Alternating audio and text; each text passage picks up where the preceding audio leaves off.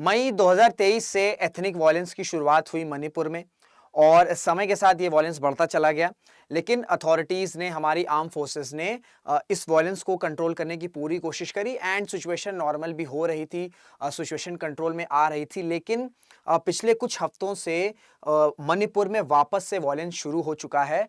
वापस से आपको एथनिक क्राइसिस, एथनिक क्लैशेस देखने को मिल रही हैं एंड ये जो फ्रेश वायलेंस स्टार्ट हुआ है, इसकी जो इंटेंसिटी है ये इससे पता लगाया जा सकता है कि 10,000 से ज्यादा सोल्जर्स को मणिपुर भेजा जा रहा है और 2,000 से ज्यादा एडिशनल पैरामिलिट्री फोर्सेस को भी डिप्लॉय किया जा रहा है मणिपुर के डिफरेंट एरियाज में, मणिपुर के डिफरेंट डिस्ट्रिक्ट्स में, सो दैट ये जो वॉयलेंस फिर से स्टार्ट हो चुका है, जो एथनिक क्लैशेस फिर से स्टार्ट हो चुके हैं, इनको सिचुएशन को कंट्रोल किया जाए, क्लैशेस को कम किया जाए। तो इसकी इंटेंसिटी आप इस डिप्लॉयमेंट से लगा सकते हैं।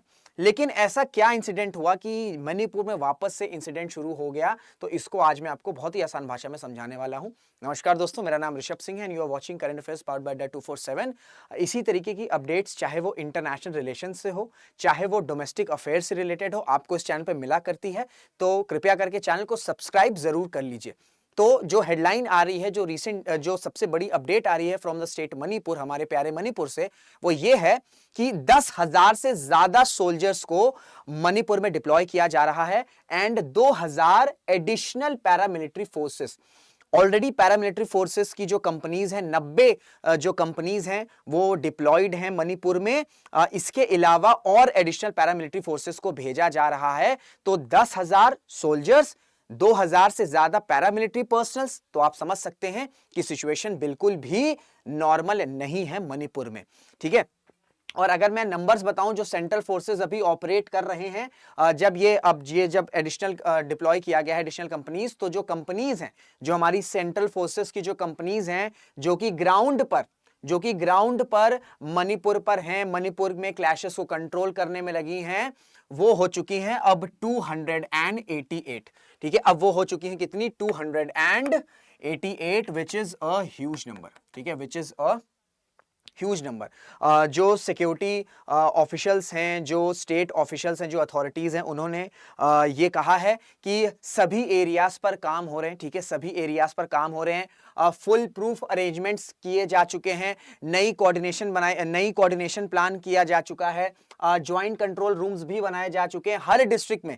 क्योंकि मैं आपको बता रहा हूं कि मणिपुर में ऐसा नहीं है कि कोई एक डिस्ट्रिक्ट या कोई 2 डिस्ट्रिक्ट में वायलेंस हो रहे हैं। ये जो वायलेंस है, ये पूरे स्टेट में फैला हुआ है। ठीक है, पूरे स्टेट में फैला हुआ है। अगर ऑफिशियल नंबर्स की बात करें, जिनकी जान गई है, वो 250 से भी ज्यादा है। To be precisely 258। ये सिर्फ ऑफिशियल नंबर है, गवर्नमेंट नंबर है। तो आप समझ सकते हैं कि 258 से ज्यादा और ज्यादा ही नंबर होंगे, क्योंकि ऑब्वियसली बात है, जितने नंबर्स रिकॉर्ड होते हैं उससे ज्यादा ही घटनाएं होती हैं। तो 258 अगर ये कैजुअलिटीज ऑफिशियल नंबर पर है, तो आप समझ सकते हैं कि पूरे डिस्ट्रिक्ट में, मणिपुर के हर डिस्ट्रिक्ट में ही कहीं ना कहीं टेंशन बना हुआ है। बहुत से लोगों की जानें चली गई हैं, बहुत से लोग अपने ही स्टेट में, अपने ही घर से डिस्प्लेस्ड हो गए हैं, टेम्पररी कैंप्स में रह रहे हैं, क्योंकि उनको डर सता रहा है कि कहीं वापस से दूसरे जो कम्युनिटी के लोग हैं वो कहीं आके अटैक ना कर दे। तो बहुत ही डर का माहौल बना हुआ है हमारे प्यारे मणिपुर स्टेट में। तो ये डर का माहौल हट सके, इसी वजह से प्रॉपर कोऑर्डिनेशन प्लान्स बनाए जा रहे हैं। चाहे हम स्टेट गवर्नमेंट की बात कर लें, चाहे हम केंद्र सरकार की बात कर लें, जो सिक्योरिटी फोर्सेस वहां पर डिप्लॉयड हैं उनकी बात कर लें, नए कोऑर्डिनेशन प्लान्स बनाए जा रहे हैं, नए कंट्रोल रूम्स बनाए जा रहे हैं, कोऑर्डिनेशन सेल्स बनाए जा रहे हैं, और ये हर डिस्ट्रिक्ट में बनाए जा रहे हैं, सो दैट कुछ भी इशू होता है, कुछ भी अगर वॉयलेंस इरप्ट होता है, तो तुरंत उसी सोर्स पर उस चीज को कंट्रोल कर लिया जाए और ये स्प्रेड ना हो। क्योंकि जो भी मैं बताऊंगा कि जो फ्रेश वॉयलेंस स्टार्ट हुआ है, ये जिरीबम एक लोकेशन है मणिपुर में, वहां पर शुरू हुआ, और जहां ये वॉयलेंस शुरू हुआ जिरीबम से, फिर फैलते फैलते ये इम्फाल और दूसरे जो इंपॉर्टेंट डिस्ट्रिक्ट्स हैं मणिपुर में, वहां भी स्प्रेड होने लगा और प्रोटेस्ट भी शुरू हुए। इसके बाद प्रोटेस्ट का भी मैं आपको कहानी बताऊंगा, बस 2 मिनट रुक जाइए। ठीक है, तो अगर मैं बात करूं इस वक्त जो स्थिति है, चाहे हम सीआरपीएफ की बात कर लें, हमारे सीआरपीएफ की बात कर लें, हम बीएसएफ की बात कर लें, असम राइफल्स, फिर आपका आईटीबीपी या एसएसबी, ये सभी जो सिक्योरिटी फोर्सेस हैं, ये साथ में कंबाइन ऑपरेशंस कंडक्ट कर रही हैं, सो दैट, क्योंकि देखिए क्या होता है ना कि जो मणिपुर है ये बड़ा ही इंपॉर्टेंट स्टेट है नॉर्थ ईस्ट रीजन के लिए। नॉर्थ ईस्ट में स्टेबिलिटी दैट मींस पूरे भारत में स्टेबिलिटी, ठीक है। तो मणिपुर में ये भी रिपोर्ट्स बता रही हैं कि जो एक्सटर्नल फोर्सेस हैं वो भी इन्वॉल्व हो रही हैं, और ये जो प्रोटेस्ट हो रहा है, जो डेमोक्रेटिक प्रोटेस्ट हो रहा है, इसके नाम पर वायलेंस भी कहीं ना कहीं कुछ एंटी सोशल एलिमेंट्स और जो एक्सटर्नल फोर्सेस है वो कर रही हैं। तो इसी वजह से इतनी फोर्सेस जो हैं वो ग्राउंड पर हैं, सो दैट सिचुएशन को कंट्रोल की जा सके। और इन सब सिक्योरिटी फोर्सेस का एक साथ होना ये बताता है कि सीरियस इशू बहुत ज्यादा है, कंसर्न बहुत ज्यादा है, एंड जल्द से जल्द रिजॉल्व करना मणिपुर को बहुत ज्यादा जरूरी है। तो अब मैं आपको बताता हूं ये सारी एडिशनल फोर्सेस हैं क्यों, क्योंकि फ्रेश वायलेंस स्टार्ट हुआ। फ्रेश वायलेंस क्यों स्टार्ट हुआ, देखिए हुआ क्या कि इसी महीने नवंबर में जिरीबम एक जगह है, वहां पर यह बताया गया, वहां पर यह रिपोर्ट्स आई कि 10 से 11 सस्पेक्टेड कुकी मिलिटेंट्स ने क्या किया कि एक लोकेशन पर अटैक किया, ठीक है, एक लोकेशन पर अटैक किया, और वो अटैक फिर पुलिस स्टेशन पर भी हो गया। उसके बाद ऑपरेशन स्टार्ट हुआ, ठीक है, कॉम्बैट स्टार्ट हुआ बिटवीन हमारे सिक्योरिटी फोर्सेस एंड आपके जो जो आपके सस्पेक्टेड कुकी मिलिटेंट्स हैं उनके बीच में, ठीक है। और इसी के साथ जो 11 मिलिटेंट्स हैं ये इनको एनकाउंटर में मार दिया गया, और इसके साथ बहुत से हमारे जो सीआरपीएफ के जवान हैं इस ऑपरेशंस में वो भी इंजर्ड हुए, ठीक है। इसके बाद से ही देखा जा रहा है कि बहुत तेजी से वॉयलेंस शुरू हो गया, क्योंकि जब ये ऑपरेशन कंप्लीट हुआ और जब सीआरपीएफ और हमारी सिक्योरिटी फोर्सेस ने उस एरिया को सर्च किया जहां पे कुकी मिलिटेंट्स ने ये जब एनकाउंटर चल रहा था, तो बहुत से सोफिस्टिकेटेड वेपन्स भी मिले। इसी वजह से बताया जा रहा है कि हो ना हो एक्सटर्नल एंगल जरूर से इन्वॉल्व है, क्योंकि ये जो मिलिटेंट्स हैं, सस्पेक्टेड जो कुकी मिलिटेंट्स हैं, इनके पास ये सोफिस्टिकेटेड हथियार, सोफिस्टिकेटेड वेपन्स कहां से आए?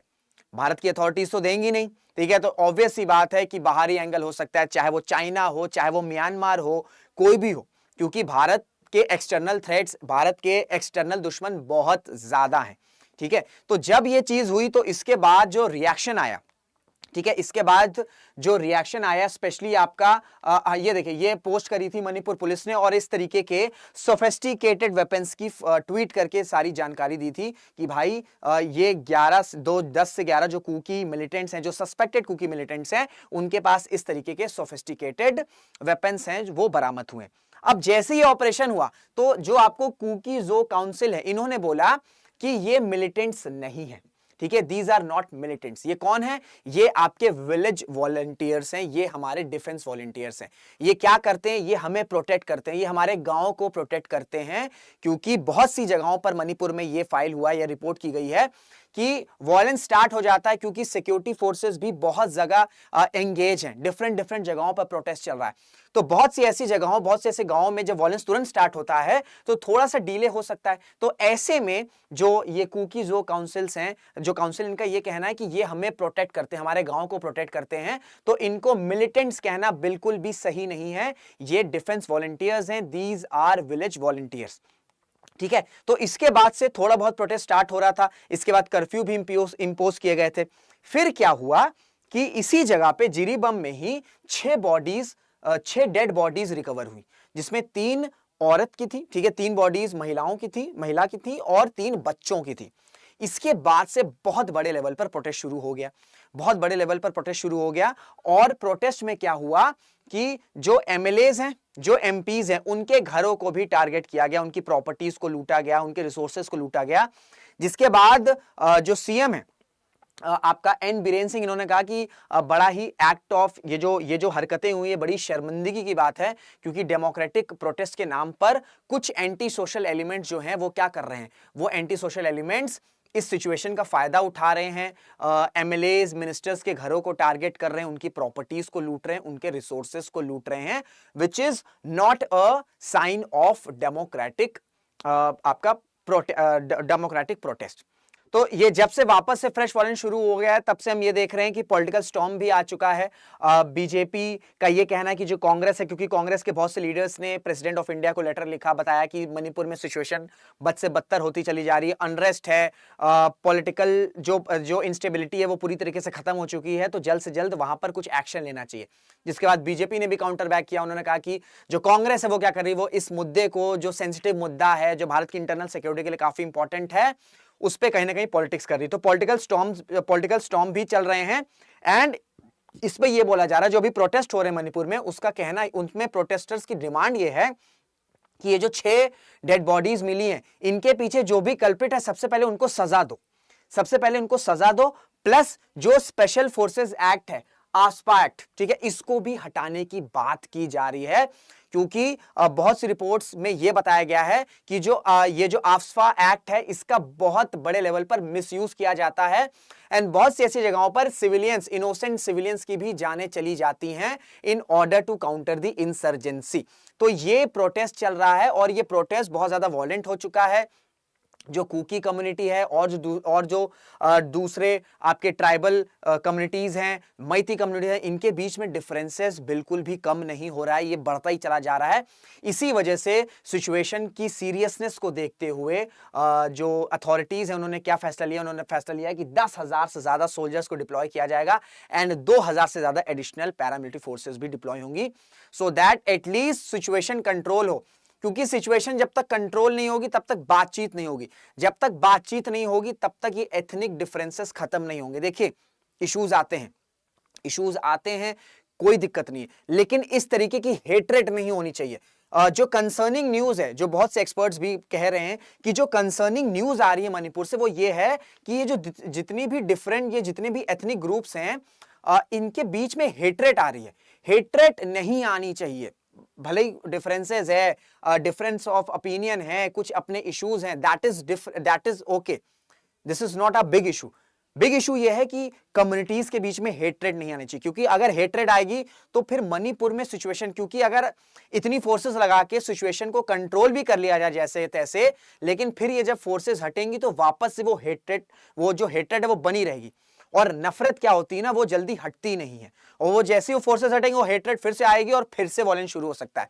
तो ठीक है, शॉर्ट टर्म के लिए this is a good solution कि आपने फोर्सेस को डिप्लॉय कर दिया, बट लॉन्ग टर्म सोल्यूशन के लिए इस डिफरेंस को खत्म करना बहुत ज्यादा जरूरी है, तभी जाके एथनिक क्लैशेस खत्म होंगे। और ये डिफरेंसेस कब खत्म होंगे, ये हेट्रेड कैसे खत्म होगी, जो भी कम्युनिटीज के जो भी इश्यूज हैं, उनके जो रिप्रेजेंटेटिव हैं, चाहे वो कुकी कम्युनिटी हो, चाहे वो मैती कम्युनिटी हो, स्टेट गवर्नमेंट के रिप्रेजेंटेटिव हो, सेंट्रल गवर्नमेंट के रिप्रेजेंटेटिव्स हो, वो साथ में आए, बैठे, जो भी कमिटीज के जो भी इश्यूज हैं उसे जल्द से जल्द रिजॉल्व करें, सो दैट दोनों ही कमिटी या जितने भी कमिटीज इन्वॉल्व हैं, वो सबको लगे कि हाँ, मेरी भी बात सुनी गई, उनकी बात सुनी गई, उनकी बात सुनी गई, तभी सब खुश होंगे, तभी ये डिफरेंसेस हट सकते हैं। क्योंकि नॉर्थ ईस्ट स्टेट्स की स्टेबिलिटी बहुत ज्यादा जरूरी है अगर भारत को इस सेंचुरी में या आने वाले डेकेड्स में राइज करना है, क्योंकि इस इंस्टेबिलिटी के साथ ओवरऑल जो इंपैक्ट है वो पड़ेगा ही पड़ेगा भारत पे। इस वजह से stability is very crucial when it comes to north eastern states,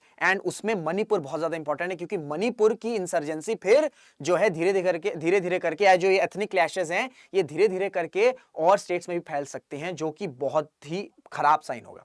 तो ये सारी चीजें हैं, इसके रिगार्डिंग अगर और कोई भी अपडेट आती है तो आपको इस चैनल पर मिल जाएगी। सो चैनल को सब्सक्राइब जरूर कर लीजिए। वीडियोस अच्छी लगती हैं, आपको समझ में आती है चीजें, तो कमेंट्स करके बताइए। किसी और टॉपिक पे वीडियो चाहिए तो वो भी कमेंट्स करिए, लाइक करिए, शेयर करिए, अपने व्हाट्सएप ग्रुप पर शेयर करिए, टेलीग्राम ग्रुप पर शेयर करिए, सो दैट वीडियोस की चैनल की रीच बढ़ सके। तो इसी के साथ वीडियो को एंड करते हैं, मुलाकात करेंगे आपसे अगले वीडियो में। जय हिंद, जय भारत।